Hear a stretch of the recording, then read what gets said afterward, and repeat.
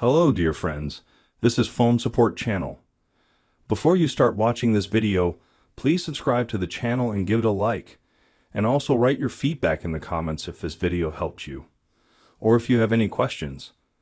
Thank you. In this video, I want to show and tell you how to share your geolocation in Telegram. You'll be able to poison your position to a friend so he can root there. And he'll also be able to see how you're moving.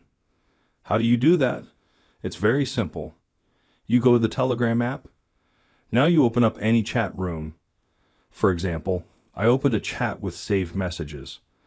Now we click on the button, Staple. And now we click Location. And now we wait a couple of seconds for our position to be as accurate as possible. After we've waited, the accuracy is better. Now we click Send. Now our friend can click here and see where we are. This is how it works. If we want to send our location so that the person can see our movement, we click Share My Live Location For. Click here and go into the settings. Here we allow access to our location. Choose Always. Go back to Telegram and choose the time we want. For example, 1 hour. To finish showing the location, press Cancel. That's the easy way. This was the Phone Support Channel.